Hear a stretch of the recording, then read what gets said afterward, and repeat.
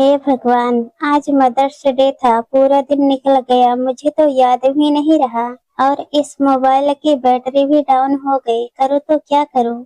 घर जाकर अच्छे से लेक्चर सुनने को मिलेंगे। यह पति भी ना लेक्चर सुनाने को तैयार हो जाते हैं, पर ऐसा नहीं कि खुद याद दिला दे। खुद की माँ का स्टेटस डालो या ना डालो, इनकी माँ का तो स्टेटस डालना जरूरी है। यह मोबाइल भी आफत ही है। अब मुझे नहीं पसंद है स्टेटस अपडेट करना, तो क्या करूँ? मन ही मन बड़बड़ाती हुई दिव्या फटाफट ऑफिस से निकल कर बस स्टैंड पहुँच गई। देखा तो बस निकल चुकी थी, अब तो दूसरी बस का इंतजार करना पड़ेगा। खैर, हर 15 मिनट में बस यहाँ से निकलती है, इसलिए कोई समस्या नहीं थी। पर जो समस्या घर पर इंतजार कर रही थी, उसका क्या करे? अपने आप को हिम्मत बधाती हुई दिव्या ने फटाफट बस पकड़ी और आधे घंटे बाद घर पहुंच गई। घर पहुंचकर देखा तो जिस बात के लिए उसका दिल और दिमाग दोनों घबरा रहे थे, वही हुआ। पति गुस्से में उसे घूरे जा रहा था। दिव्या ने चुप रहना ही ठीक समझा। चुपचाप अपने कमरे में गई,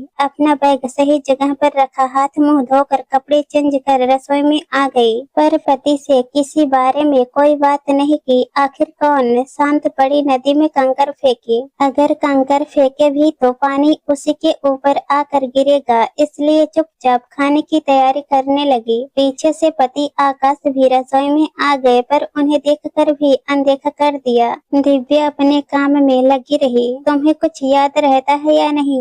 दिव्या ने नापता होने का बहाना कर आकाश की तरफ देखा। किस बारे में? आज क्या था? आज ट्यूसडे है, क्यों? मैं दिन की बात नहीं कर रहा हूँ। आज क्या स्पेशल डे था? आकाश, पहेलियां मत बुझाओ। हाँ, अब तुम्हें मेरी बातें पहेली ही लगेगी। आज मदर्स डे था, तुमने अपना स्टेटस अपडेट नहीं किया, माँ को कितना बुरा लगा होगा। यहाँ खुद की माँ को बुरा नहीं लगता, लेकिन पता नहीं क्यों पति की माँ को बुरा लग जाता है। फिर भी अपने आप को संयत करके दिव्या बोली, अरे मेरे दिमाग से ही निकल गया। हाँ, दिमाग से तो निकलेगा ही ना, बहू हो इसलिए सास को माँ नहीं समझती। माँ समझती तो तुम यह दिन कभी नहीं भूलती। मेरी माँ का मैं इकलौता बेटा हूँ और उनकी बहू, उसे तो उनसे कोई लेना देना ही नहीं। मैं अभी मम्मी जी से फोन पर बात कर लूंगी। बात करने के साथ साथ स्टेटस भी अपडेट कर लेना। मुझे फालतू दो बातें सुनने की आदत नहीं। पति एडवाइस देकर बाहर हॉल में आकर बैठ गए। सच कहे तो दिव्या का बिल्कुल मूड नहीं था। पता था लेक्चर सुनने को मिलेंगे, पर फिर भी घर में कोई बुरा न माने, इस कारण से उसने अपनी सासू माँ को फोन मिला दिया। हेलो मम्मी जी, हैप्पी मदर्स डे। अच्छा, याद आ गया क्या तुझे? पूरा दिन तो निकल गया, अब कौन सा मदर्स डे? ओ मम्मी जी, दरअसल आज ऑफिस में बहुत काम था। हाँ, तुम आजकल के लड़कियों के पास ऑफिस का अच्छा बहाना होता है। अब तुझसे क्या शिकायत करे, आखिर तू तो है ही पराये घर की। वैसे मेरे बेटे ने तो सुबह ही स्टेटस अपडेट कर दिया था। सासू माँ ने यह बात बड़े गर्व के साथ बताई और फोन रख दिया। 2 दिन के लिए सास घर के बाहर गई थी, पर वहाँ से भी लेक्चर मारने से बाज नहीं आ रही थी। खैर, आज की डांट और तानों का कोटा पूरा हो चुका था, सो दिव्या ने फटाफट खाना बनाया और आकाश को खाना खिलाकर पहले खुद की माँ को फोन लगाया। उन्हें मदर्स डे विश करने के बाद फिर खुद खाना खाने बैठी। आकाश यह अच्छे से देख रहा था। उसने खाना खाती हुई दिव्या से कहा, देखा, खुद की माँ को मदर्स डे विश करना है, यह किसी को बताना नहीं पड़ता। इसलिए तो कहते हैं बहू सास को कभी माँ समझती ही नहीं है।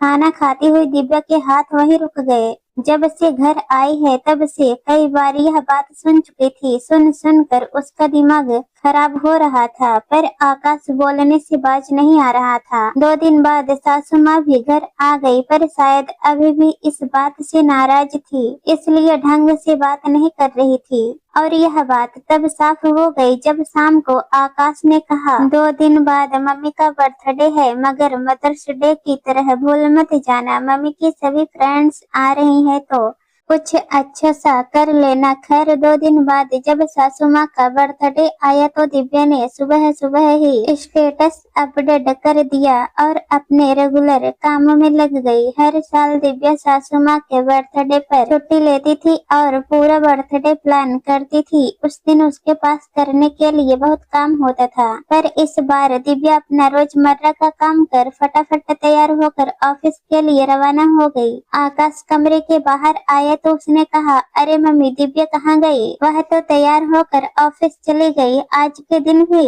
पर हर साल तो छुट्टी लेती है ना। पता नहीं क्या चल रहा है उसके मन में। सुबह से विश भी नहीं किया और ऑफिस चली गई, जबकि उसे अच्छे से पता था कि आज मेरी फ्रेंड्स आने वाली है। अभी फोन लगाता हूँ उसे, कहकर आकाश ने दिव्या को फोन लगाया। हेलो दिव्या, कहाँ हो तुम तो हर साल छुट्टी लेती थी ना, इस दिन फिर ऑफिस क्यों चली गई? आकाश जी, अपना मोबाइल चेक कीजिए, मैंने अपना स्टेटस अपडेट कर दिया है।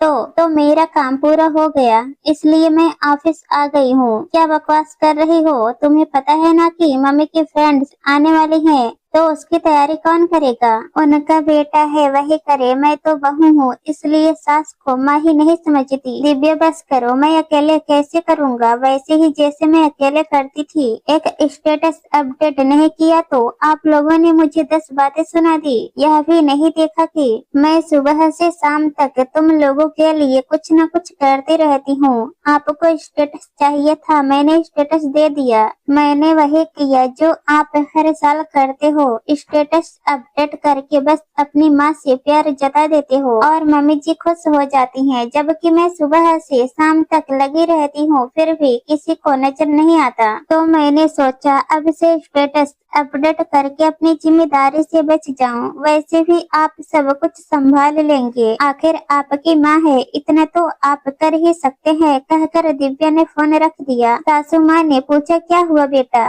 क्या कहा उसने? कुछ नहीं मम्मी, गलती हमारी है, हम ही उसे कुछ नहीं समझते थे। आखिर आज दिल की बात बोल ही दी उसने। खैर आप परेशान ना हो, आपके फ्रेंड्स और आप बाहर रेस्टोरेंट में पार्टी कर लेना। हाँ, गलती उसकी भी नहीं है। एक स्टेटस के पीछे उसे 2 बातें सुना दी, जबकि स्टेटस अपडेट नहीं किया तो क्या हुआ? मेरा पूरा घर तो संभाल लेती है, तो रहने दे पार्टी। शाम को अपनी बहू के साथ ही बर्थडे केक काटूंगी, लेकिन कुछ नहीं। बहू तो हमेशा बेटे से बढ़कर घर संभालती है। वही होती है जिसे पता होता है कि सास को कब क्या चाहिए, जबकि बेटे को तो पता भी नहीं होता। पता नहीं हम लोगों की सोच ऐसी क्यों होती है कि बहू को कुछ समझते ही नहीं। पर अब से मेरी बहू ही मेरी बेटी है। शाम को मम्मी जी ने फिर दिव्या के साथ ही केक काटा।